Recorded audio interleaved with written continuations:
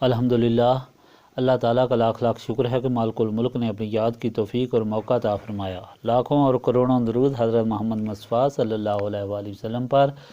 جن کے طفیل مالک الملک نے یہ مہربانی عطا فرمائی۔ سامعین کرام، اللہ تعالیٰ نے قرآن پاک میں ارشاد فرمایا، اعوذ باللہ من الشیطان الرجیم، بسم اللہ الرحمن الرحیم۔ آپ صلی اللہ علیہ وآلہ وسلم سے پوچھتے ہیں شراب اور جوئے کے متعلق۔ آپ صلی اللہ علیہ وآلہ وسلم فرما دیں، ان دونوں میں بڑا گناہ ہے اور لوگوں کے لیے نفع بھی ہے، اور ان کا گناہ ان کے نفع سے بہت زیادہ ہے۔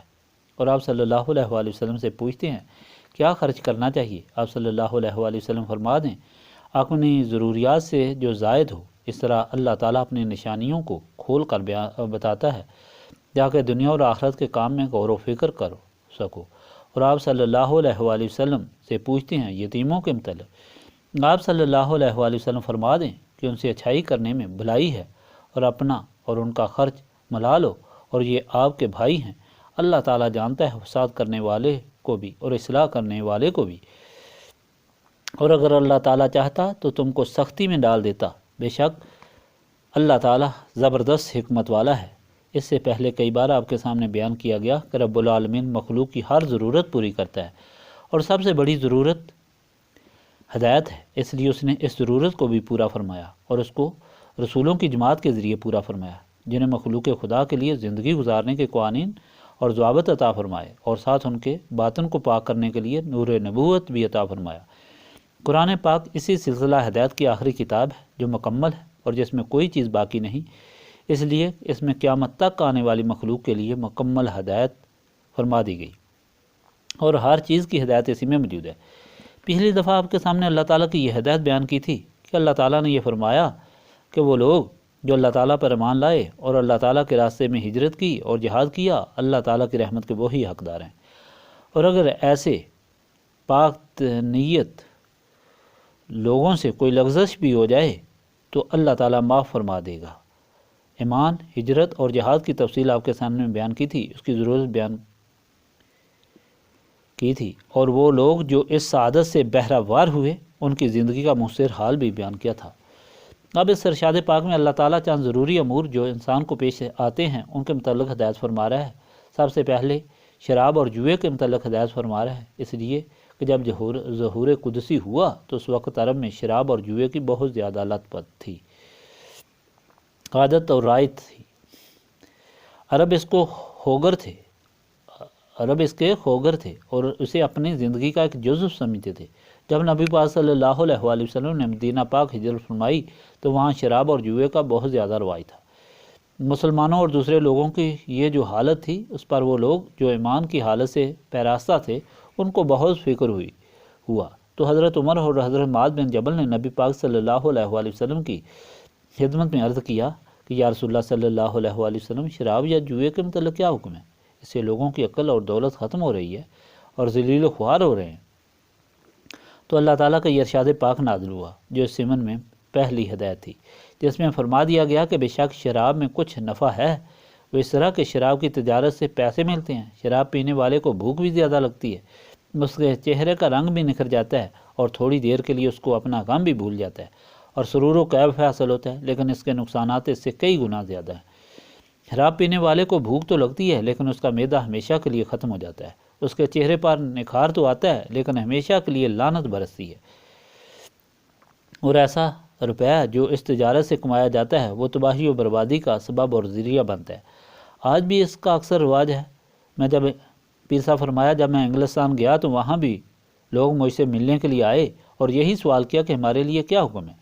کیونکہ دکان پر اگر شراب اور جوئے کا سامان رکھا جائے تو نفع زیادہ ہوتا ہے، یعنی اس طرح ان لوگوں کا دنیاوی فائد کی طرف دھیان تھا۔ تو اللہ تعالیٰ نے یہ فرما دیا کہ یہ ایک ایسی چیز ہے کہ جس کے استعمال سے انسان کی زندگی تباہ ہو جاتی ہے، اس کا ایمان ختم ہو جاتا ہے، اور ایمان تو بہت دور کی بات رہ جاتی ہے، اس کی وجہ تو ایسے کبیرہ گناہ بھی سرزد ہوتے ہیں جو انسان کو انسانیت سے خارج کر دیتے ہیں۔ جوا بھی لوگ اس لیے کھیلتے تھے کہ اول تو وہ اسے کھیل سمجھتے تھے، دوسرا یہ کہ اس سے اپنا دل بہلاتے تھے،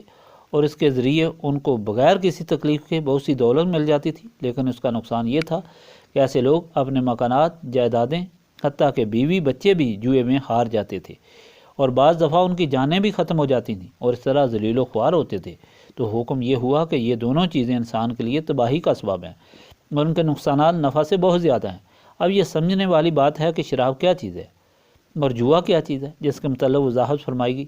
اور بچنے کا حکم ہے۔ شراب پینے والی چیز کو کہتے ہیں جو نشہ کرتی ہے۔ کوئی چیز بھی جس سے نشہ ہو اور عقل جاتی رہے وہ شراب میں داخل ہے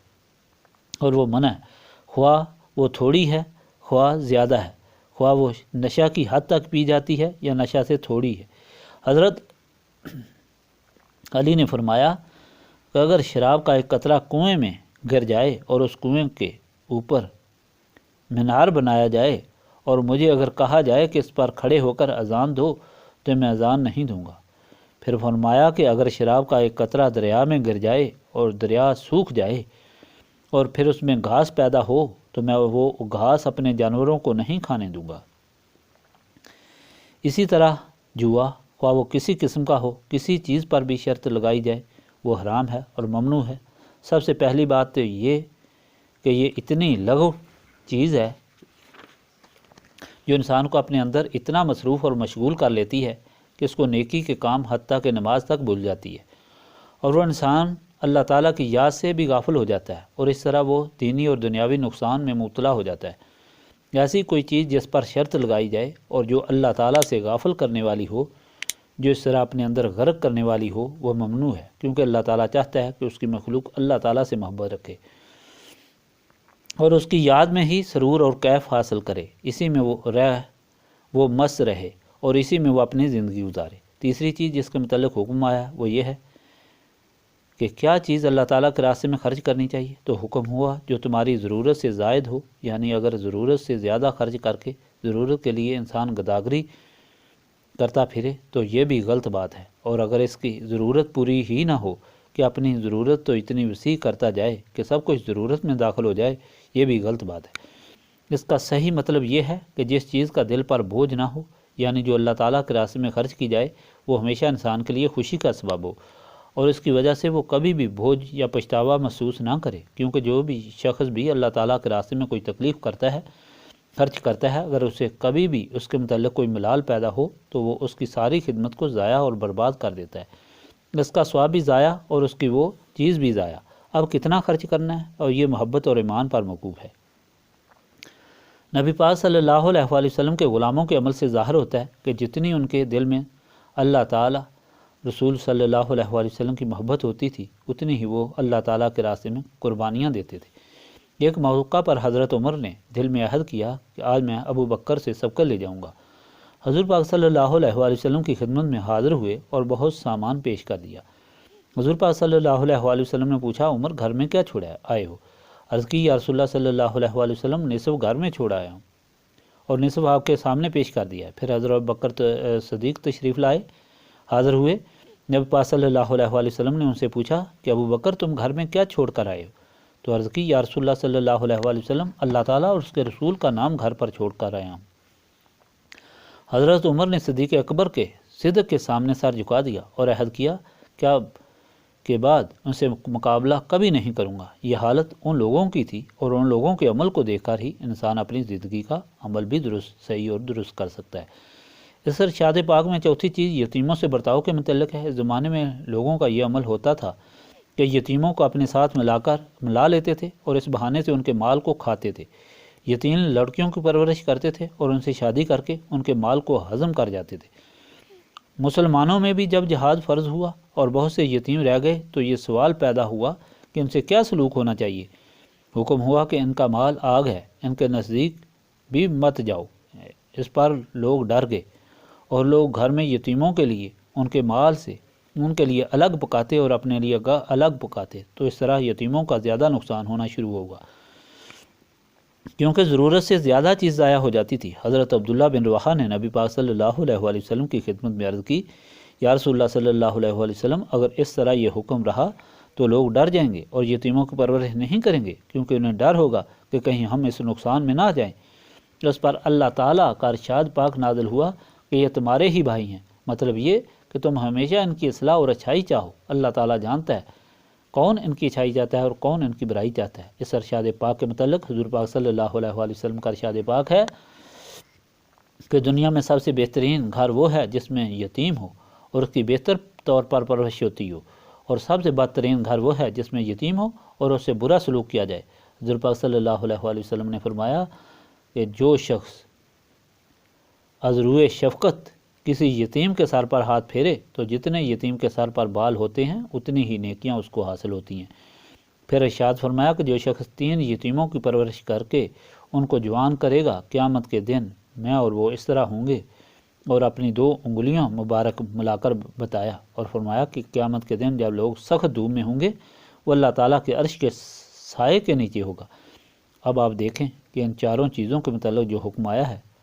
اس سے تو یہ بات واضح ہوتی ہے کہ شیطان ان 4 چیزوں کو اپنے مطلب کے لیے استعمال کرتا ہے، انسان کے نفس کو قابو کر کے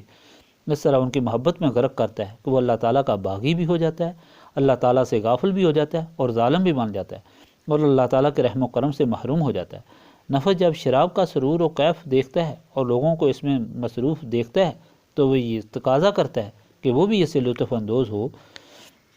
کیونکہ شیطان اس کے نفس کو ابھارتا ہے اور اس کو ضروری سمجھتا ہے۔ آج بھی دیکھو کہ جو لوگ دین سے خارج ہیں وہ اس کو ضرورت کے لیے استعمال کرتے ہیں، مثلا جنگ میں آنے سے پہلے اپنے سپاہیوں کو شراب پلا کر لاتے ہیں۔ احد میں مشرکین مکہ جب مسلمانوں کے مقابلے میں آئے تو تمام جنگجوؤں کو شراب پلا کر اور مست کر کے جنگ میں بھیجا۔ جب مسلمانوں کی ہندوستان کے ساتھ جنگ ہوئی تو ہندو فوج کو شراب میں مست کر کے سامنے لاتے تھے۔ یہ سب شیطان کی طرف سے تھا کہ انہیں اس طرح اس میں غرق کر کے تباہ و برباد کیا جائے۔ اس طرح جوئے کے لیے انسان کے دل میں ایسی امیدیں پیدا ہوتی ہیں کہ شاید وہ راتوں رات لاکھ پتی کروڑ پتی بن جائے گا، لیکن نتیجہ اس کا تباہی و بربادی ہوتا ہے۔ اس طرح جب مال ہاتھ آتا ہے تو اسے خرچ کرنے کے لیے دل نہیں چاہتا، بلکہ اسے جمع کرنے کو دل چاہتا ہے اور روز گن گن کر اس کو انسان رکھتا ہے۔ اس طرح جب یتیموں کا مال نظر آتا ہے تو انسان کئی بہانے بنا کر اسے کھاتا ہے، اسے اپنے لیے جمع کرتا ہے اور اس میں خیانت کرنا شروع کر دیتا ہے۔ یہ ساری چیزیں جن کے متعلق قرآن مجید میں آیت میں بتایا گیا ہے، ایک کمزور انسان کے نفس کے لیے وہ بال جان بن جاتی ہیں، لیکن وہ لوگ جن کے دل و دماغ روشن ہوتے ہیں ان کے سامنے ان چیزوں کی کوئی حقیقت نہیں ہوتی، نہ اس عارضی لطف و سرور کی حاجت ہوتی ہے اور نہ ہی انہیں کسی ایسی چیز کی ضرورت ہوتی ہے جو اللہ تعالیٰ کے حکم کے خلاف ہو اور جو تباہی کا ذریعہ ہے۔ چونکہ ان کے دل و دماغ روشن ہوتے ہیں، اس لیے اس روشنی سے انہیں یہ علم ہوتا ہے کہ یہ چیزیں ان کی تباہی بربادی کے لیے ہیں، اور یہ شیطان اور نفس کی طرف سے ایک دھوکہ ہے جسے ملمح کر کے ان کو دکھایا جاتا ہے۔ یہی وجہ ہے کہ نبی پاک صلی اللہ علیہ وآلہ وسلم کے زمانے میں حضور پاک صلی اللہ علیہ وآلہ وسلم کے غلاموں کو جب یہ حکم ہوا کہ یہ غلط چیزیں ہیں تو لوگوں نے ایک دم ان سے ہاتھ کھینچ لیا۔ میں نے آپ کو یہ بتایا ہے کہ کس طرح حضرت علی نے شراب سے نفرت کا اظہار کیا کہ ایک قطرہ اگر دریا میں گر جائے اور وہ خشک ہو جائے تو اس کے گھاس کو میں اپنے جانوروں کو نہیں کھلاؤں گا، اس طرح کنویں میں اگر قطرہ گر جائے اور اس پر مینار بنے تو اس پر کھڑے ہو کر اذان نہیں دوں گا۔ جب شراب کو بالکل حرام قرار دیا گیا، جس کا حکم پارہ 7 سورہ مائدہ میں ہے، تو اس وقت لوگ اس میں بہت زیادہ مستغرق تھے۔ عتبان بن مالک کے ہاں دعوت تھی جس میں حضرت سعد بن وقاص اور حضرت حمزہ بھی شراب پی کر لوگ اس قدر مدہوش ہو گئے کہ ان کے آپس میں جنگ ہو گئی اور وہ سارے زخمی ہو گئے۔ حضرت عمر نے دعا کی، یا اللہ ان کے متعلق قطعی حکم نازل فرما تاکہ ان سے لوگ بچ جائیں۔ اور پھر جب وہ حکم نازل ہوا تو حضرت انس فرماتے ہیں کہ اس دن ہمارے ہاں دعوت تھی اور شراب کے مٹکے بھرے ہوئے تھے۔ حکم نازل ہوتے ہی جنہوں نے منہ سے لگایا ہوا تھا انہوں نے ایک دم پھینک دی، جنہوں نے ایک گھونٹ بھر لیا تھا فوراً کلی کی اور سارے مٹکے انڈیل لیے۔ پورے مدینہ پاک میں شراب اس طرح گلیوں میں بہہ رہی تھی جس طرح بارش کے بعد پانی بہتا ہے، یعنی کسی کو ایک بال برابر بھی خیال پیدا نہ ہوا کہ تھوڑی سی سنبھال لوں، یا شاید اس میں کوئی فائدہ ہو، یا تھوڑی دیر اس کو رکھ لوں، یا بعد میں اس کو بیچ دوں گا۔ فوراً ایک دم ساری شراب ختم کر دی اور کسی کو اپنے اس نقصان کا کوئی ملال نہ تھا۔ اس کی کیا وجہ تھی؟ اس کی وجہ یہ تھی کہ ان لوگوں کو نسبت رسولی صلی اللہ علیہ وآلہ وسلم حاصل تھی۔ آج کل اگر 1000 بار بھی علماء اس کے متعلق سمجھاتے ہیں تو لوگ علماء کی باتوں کو درخوار اتنا نہیں سمجھتے۔ باوجود اسلام اور ایمان کا دعویٰ کرنے کے ایسے لوگ موجود ہیں جو اسے استعمال کرتے ہیں، اور باقی 3 کام جو ارشاد پاک میں بتائے گئے ہیں ان کے ضمن میں بھی کوتاہی برتے ہیں۔ کیا وجہ ہے؟ وجہ یہ ہے کہ وہ نسبت رسولی صلی اللہ علیہ وآلہ وسلم سے محروم ہیں۔ اس وقت ان لوگوں کو نسبت رسولی صلی اللہ علیہ وآلہ وسلم نبی پاک صلی اللہ علیہ وآلہ وسلم کے دیدار سے حاصل ہو جاتی تھی کہ جب وہ خلوص نیت سے حضور پاک صلی اللہ علیہ وآلہ وسلم کا دیدار کرتے تھے، ایک نظر میں ہی ان کے باطن پاک صاف ہو جاتے تھے، اور نسبت رسولی صلی اللہ علیہ وآلہ وسلم سے ان کے دل و دماغ روشن اور منور ہو جاتے تھے۔ آج کل سینوں کو پاک کرنے کے لیے اور نسبت رسولی صلی اللہ علیہ وآلہ وسلم حاصل کرنے کے لیے اللہ تعالیٰ کی یاد کی ضرورت ہے۔ نسبت رسولی صلی اللہ علیہ وآلہ وسلم ان سینوں کو حاصل ہوتی ہے جو پاک ہوں، اور سینے پاک یاد الہی سے ہوتے ہیں، اور یہی اس محفل کی غرض و غایت ہے کہ وہ سارے لوگ جو اس سلسلہ سے تعلق رکھنے والے ہیں اور اپنی زندگی اللہ تعالیٰ اور رسول کریم صلی اللہ علیہ وآلہ وسلم کے حکم کے مطابق گزارنا چاہتے ہیں اور دونوں جہانوں کے غموں سے نجات چاہتے ہیں، وہ سارے بیٹھ کر اللہ تعالیٰ کی یاد اس کثرت سے کریں کہ ان کے سینے پاک ہو جائیں اور انہیں نسبت رسولی صلی اللہ علیہ وآلہ وسلم حاصل ہو، یہ قیمتی دولت لے کر یہاں سے لوٹیں تو دونوں جہانوں میں وہ سرخرو اور سرفراز ہوں۔ اللہم صلی علی سیدنا محمد وعلی آلہ وصحبہ صلاۃ تکون لنا امان من کل خوف، لا الہ الا انت سبحانک انی کنت من الظالمین۔ ربنا آتنا فی الدنیا حسنۃ وفی الآخرۃ حسنۃ وقنا عذاب النار۔ استغفر اللہ العظیم الذی لا الہ الا هو الحی القیوم واتوب الیہ۔ استغفر اللہ العظیم الذی لا الہ الا هو الحی القیوم واتوب الیہ۔ استغفر اللہ العظیم الذی لا الہ الا هو الحی القیوم واتوب الیہ۔ ربنا تقبل منا انک انت السمیع العلیم وتب علینا انک انت التواب الرحیم۔